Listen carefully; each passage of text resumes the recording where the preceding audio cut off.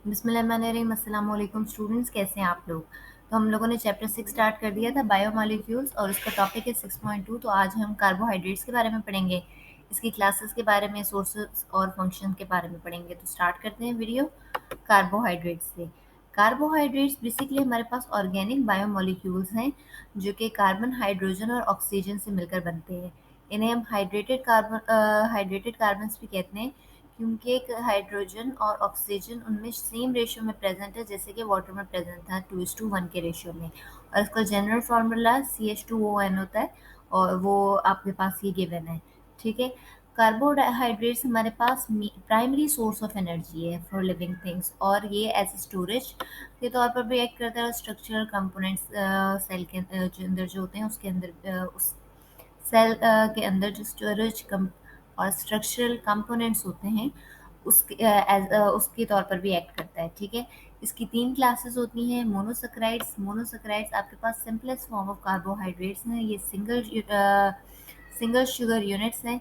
इनकी एग्जांपल आ गई glucose, fructose, galactose. और सेकंड क्लास आपके पास डाइसैकेराइड है। अगर आप 2 मोनोसैकेराइड्स को ज्वाइन कर देंगे तो आपके पास डाइसैकेराइड बनेगा। इन दोनों मोनोसैकेराइड्स को आप ग्लाइकोसिडिक बॉन्ड से जोड़ेंगे तो आपके पास एक डाइसैकेराइड बनेगा। एग्जाम्पल आपके पास सक्रोज है, लैक्टोज है, माल्टोज है। थर्ड क्लास आपके पास है पॉलीसैकेराइड। ये मोनोसैकेराइड यूनिट्स की लॉन्ग चेन होती हैं। ये स्टोरेज मॉलिक्यूल के तौर पर भी एक्ट करती हैं, जिसके स्टार्च हो गया, ग्लाइकोजन हो गया, और स्ट्रक्चरल मॉलिक्यूल के तौर पे एक्ट करती हैं, जैसे कि सेलुलोज और काइटिन हो गया। ठीक है। अगर हम इसको फर्दर देखें मोनोसैकेराइड को, तो मोनोसैकेराइड आपके पास सिंपलेस्ट कार्बोहाइड्रेट्स हैं, और ये सिंगल शुगर यूनिट है। सही है। इसका जनरल फार्मूला है CH2ON, और ये मजीद हाइड्रोलाइज नहीं होंगे स्मॉलर यूनिट में, क्योंकि ये खुद एज अ स्मॉलर यूनिट के तौर पर एक्ट करती है। ठीक है। ये क्लासिफाई होती है on the number of carbon atoms. ये कार्बन एटम्स कितने प्रेजेंट हैं, एन की वैल्यू क्या है। लेट्स सपोज अगर हम n की वैल्यू 5 लेते हैं तो कार्बन 5 हो जाएंगे, हाइड्रोजन 10 हो जाएगा, और ऑक्सीजन अगेन आपके पास 5 हो जाएगा। सही। ये आपके पास मेंटोसिस कहलाएंगे। इनमें 5 कार्बन एटम्स होंगे, और ये न्यूक्लिक एसिड में बड़ी इंपॉर्टेंट होती है। एग्जाम्पल आपके बुक में गिवन है राइबोस की C5H10O5। ये आरएनए में प्रेजेंट होता है। और डीऑक्सी राइबोस की C5H10O4। ये आपके पास जो है डीएनए में प्रेजेंट होता है। अगर आप इसका डिफरेंस देखें इस डायग्राम में, तो राइबोस के पास ना एक OH ग्रुप है 2 प्राइम कार्बन पर। ठीक है। और डीऑक्सी राइबोस पे वो 2 प्राइम कार्बन के ऊपर वो OH ग्रुप नहीं है। सही है। वो उसके पास बस एक हाइड्रोजन ग्रुप लगा हुआ है, और तभी ये इसको डीऑक्सी बना रहा है, यानी कि ऑक्सीजन एक नहीं है उसके पास। अगर आप हेक्सोसिस, ये हमारी पेंटोसिस की एग्जांपल थी। अब हम हेक्सोसिस देखते हैं। हेक्सोसिस के लिए भी मैंने एक सेपरेट स्लाइड बना दी है। खैर से आप लोग सब्सक्राइब फिर नहीं करते, लेकिन चलें। हेक्सोसिस आपके पास वो मोनोसैकेराइड्स हैं जिनमें 6 कार्बन एटम्स हैं, और इसका फिर जनरल फार्मूला क्या होगा, C6H12O6।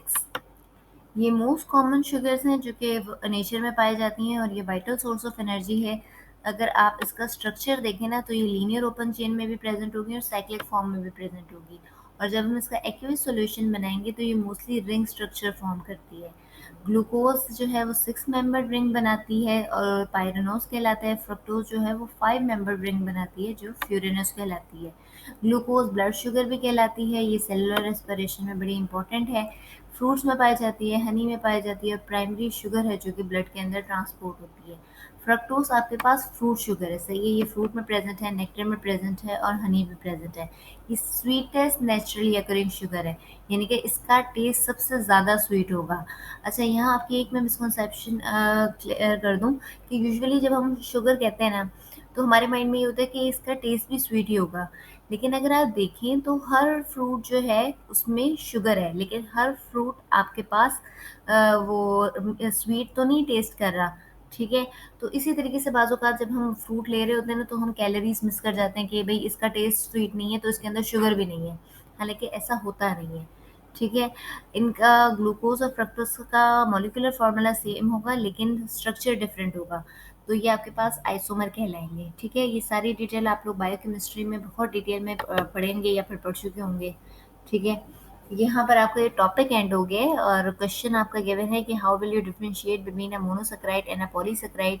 मोनोसैकेराइड सिंगल शुगर है, पॉलीसैकेराइड स्वीट इन टेस्ट है, मोनोसैकेराइड प्लांट सेल में प्रेजेंट है, जबकि पॉलीसैकेराइड इजीली डिसॉल्व हो जाते हैं। इसका आंसर आप लोग कमेंट सेक्शन में देंगे। यहाँ पर आपकी ये वीडियो एंड हो गई है। वीडियो अगर आपको अच्छी लगी है तो लाइक करें, चैनल को सब्सक्राइब करें, शेयर करें और अपना ख्याल रखें। Thank you so much. अल्लाह हाफिज़।